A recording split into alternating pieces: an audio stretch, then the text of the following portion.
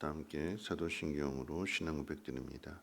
전능하사 천지를 만드신 하나님 아버지를 내가 믿사오며 그 외아들 우리 주 예수 그리스도를 믿사오니 이는 성령으로 잉태하사 동정녀 마리아에게 나시고 본디오 빌라도에게 고난을 받으사 십자가에 못 박혀 죽으시고 장사한 지 사흘 만에 죽은 자 가운데서 다시 살아나시며 하늘에 오르사 전능하신 하나님 우편에 앉아 계시다가 저리로서 산 자와 죽은 자를 심판하러 오시리라. 성령을 믿사오며 거룩한 공회와 성도가 서로 교통하는 곳과 죄를 사해 주시는 곳과 몸이 다시 사는 곳과 영원히 사는 것을 믿사옵나이다. 아멘. 좋으신 하나님, 오늘 이 새벽에도 하나님 귀한 전으로 인도해 주심을 감사합니다.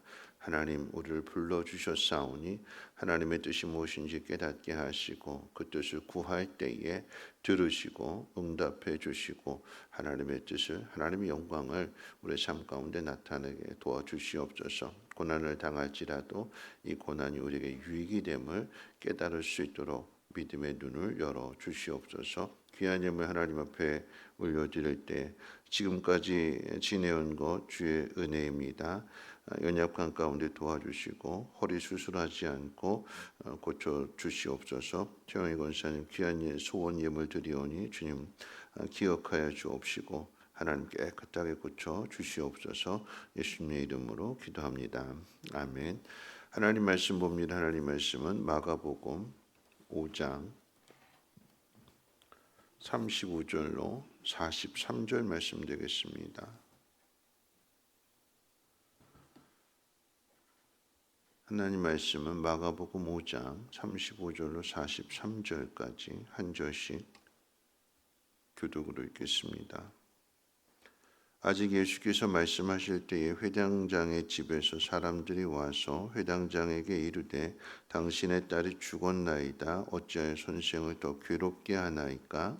예수께서 그 하는 말을 곁에서 들으시고 회당장에게 이르시되 두려워하지 말고 믿기만 하라 하시고 베드로와 야고보의 형제 요한 외에 아무도 따라옴을 허락하지 아니하시고 회당장의 집에 함께 가사 떠드는 것과 사람들이 울며 심히 통곡함을 보시고 들어가서 그들에게 이르시되 너희가 어찌하여 떠들며 우느냐? 이 아이가 죽은 것이 아니라 잔다 하시니 그들이 비웃더라.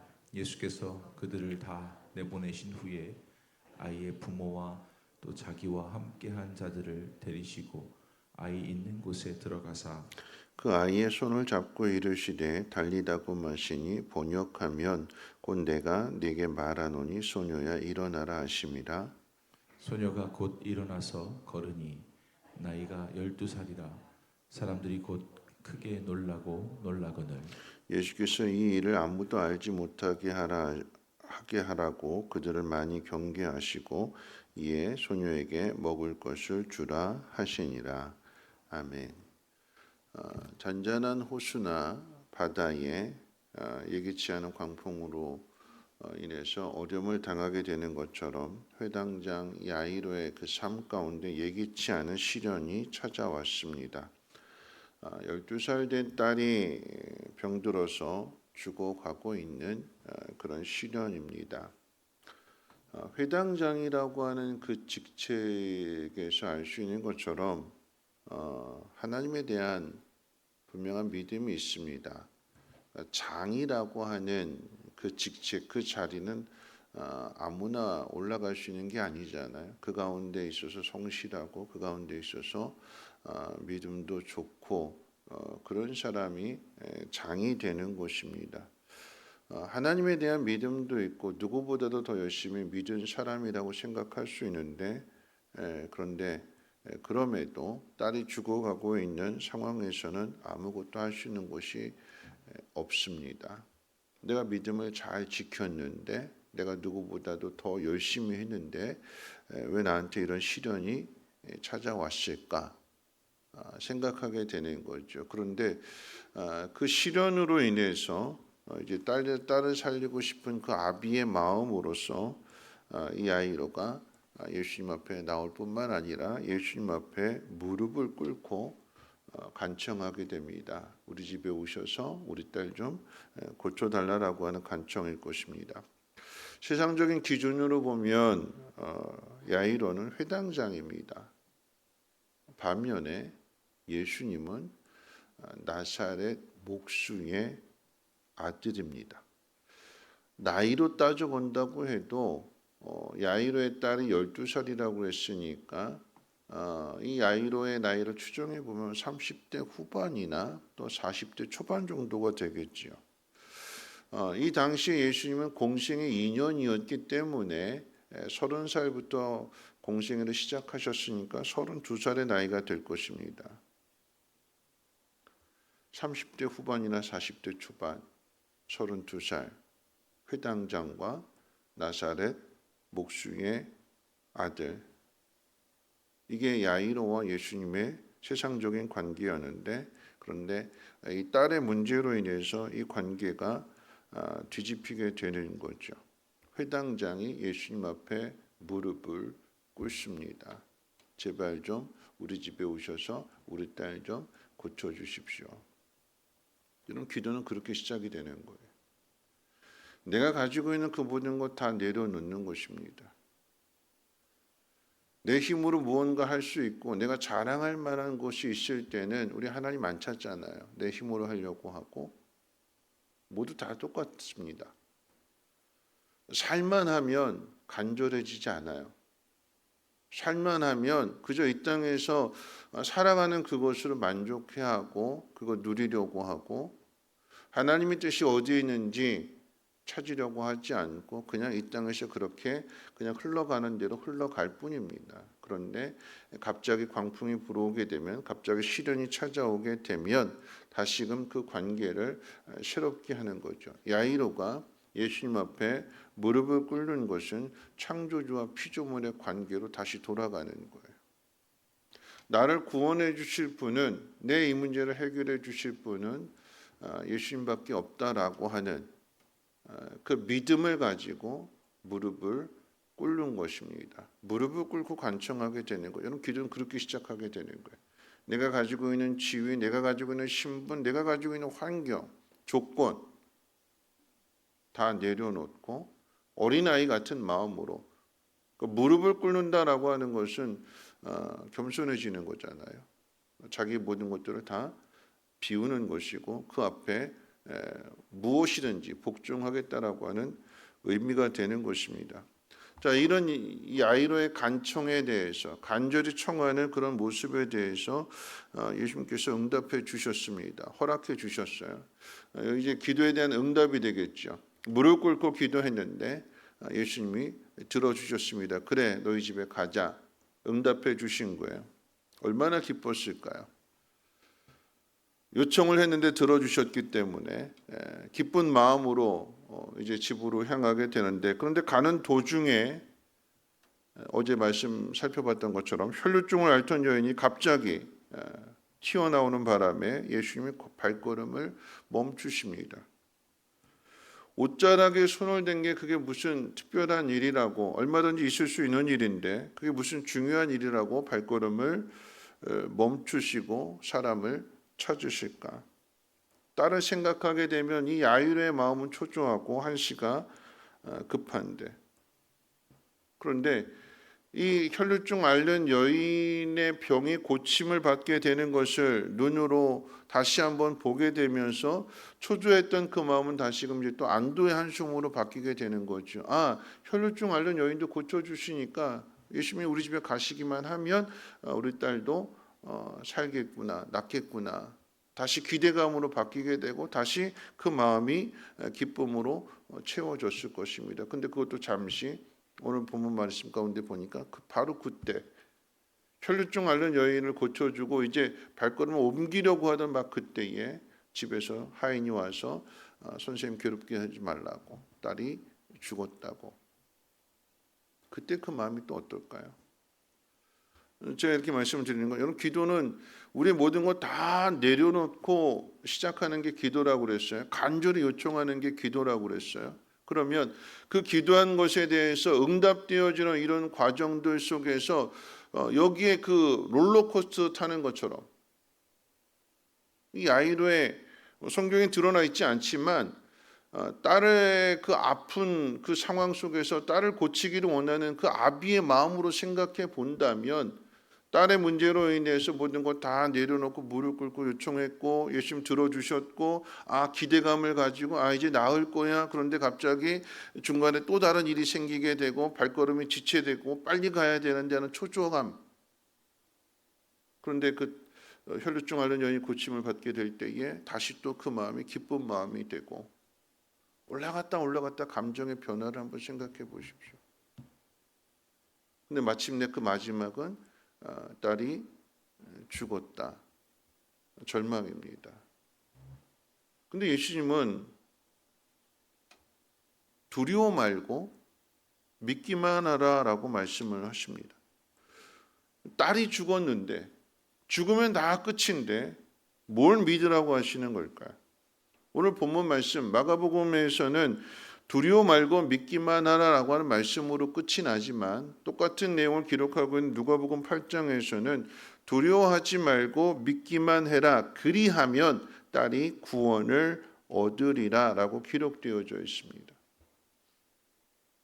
여기서 우리가 보는 것과 예수님 보시는 게 다른 거죠. 우리가 보는 것은 그저 야이로 입장에서 생각해 보면 딸이 아파서 죽어가고 있으니까 딸이 고치고 딸이 살아나는 것 우리는 그저 바라고 원하는 건 그거 하나밖에 없어요. 근데 예수님이 바라보시는 것은 무엇이냐면 이 딸의 죽음의 문제, 삶의 문제 이게 아니라 구원의 문제가 되는 거죠. 어느 게 더 큰 걸까요? 구원이 더 큰 거예요.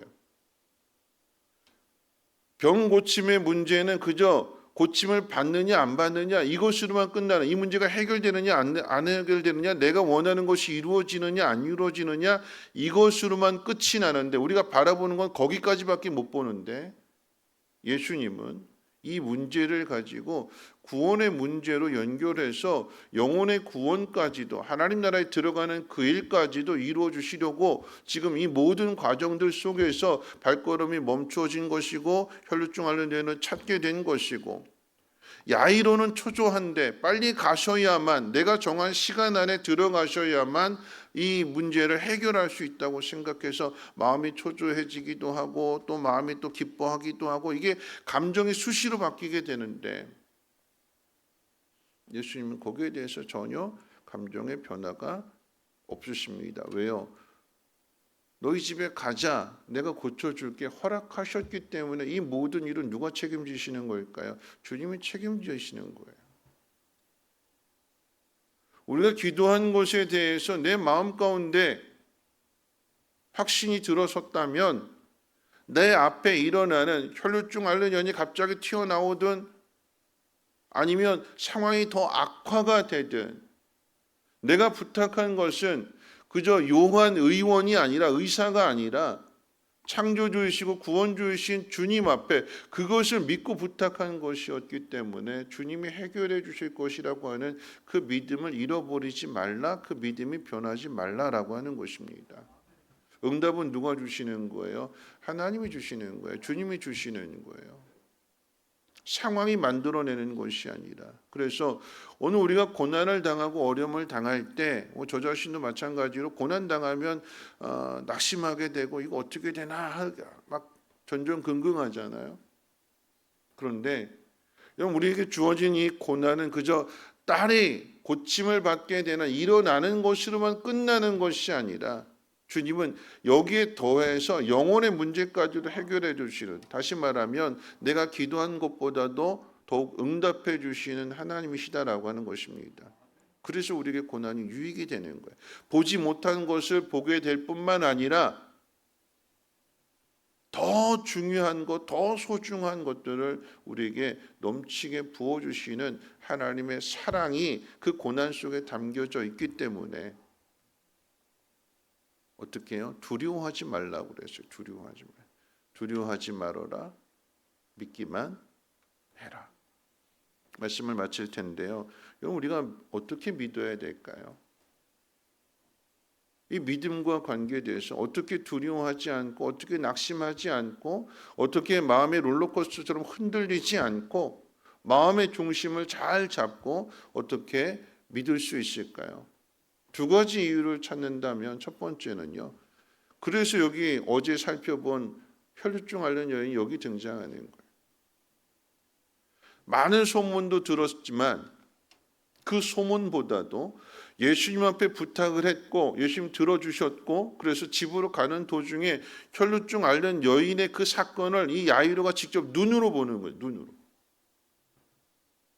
그냥 옷만 스쳐 지나가는 그 옷자락에 손만 댔을 뿐인데 그러면 나을 것이라고 하는 그 믿음을 가지고 그렇게 행하게 되었을 때에 이 여인이 나음을 입었고 이 여인에게도 구원의 은혜가 허락되었습니다. 눈으로 본 거잖아요. 그러면 눈으로 그 본 사실, 귀로만 들은 것이 아니라 눈으로 봤기 때문에 어떻게 해요? 그것을 믿어야 되는 거죠. 그러면 주님이 죽으면 다 끝이지. 우린 그렇게 생각하는데 허락하셨기 때문에 그래 너희 집에 가자라고 말씀하셨기 때문에 어디요? 끝까지 가봐야 되는 거예요. 기도 응답은요. 끝까지 가야 되는 거예요. 끝까지. 상황이 우리의 발걸음을 멈추게 하는 것이 아니라 주님은 끝까지 가시자. 그래 너희 집에 가자라고 말씀하셨을 때에 살아있든 죽어가고 있든 아니면 죽은 다음이든 주님은 가셔서 달리다고 소녀야 일어나라. 살리시잖아요. 우리 믿음이라고 하는 것은 주님에 대한 믿음입니다. 예수님에 대한 믿음이고 하나님에 대한 믿음입니다. 성경이 기록하고 있는 것은 죽은 자를 살리시는 분이 하나님이십니다. 우리에게 구원을 주시기 위해서 이 땅에 하나님의 아들을 보내신 분도 하나님이십니다. 아들을 주시기까지 사랑하시는 그 하나님께서 우리에게 그저 고통만 주고 그걸로 끝내는 것이 아니라 고통 가운데 하나님의 능력을 나타내 주실 줄로 믿습니다. 그 하나님을 믿는 믿음으로 감정의 변화가 아니라 굳건하게 흔들림 없이 하나님 앞에 겸손히 기도함으로 인하여서 응답받는 저와 여러분들 되시기를 주님의 이름으로 부탁을 드립니다. 우리 찬송가 399장 함께 찬송합니다.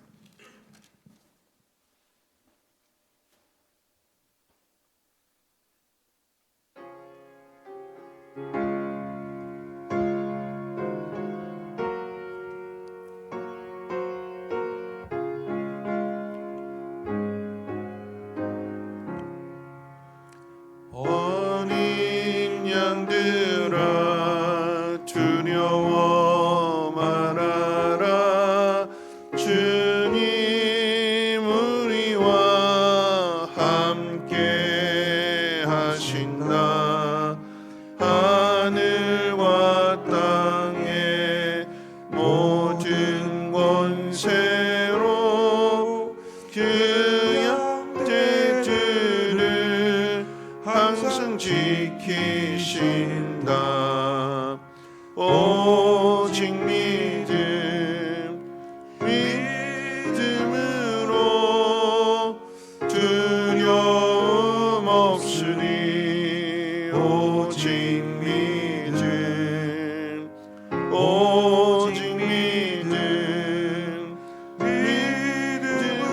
믿음으로 두려움 없으니 오직 믿음 어린 양들아 두려워 말아라 주가 내 갈 길 인도하신다 마라의 쓴물 달게 하신 주 그 동산에서 피땀 흘리셨네 오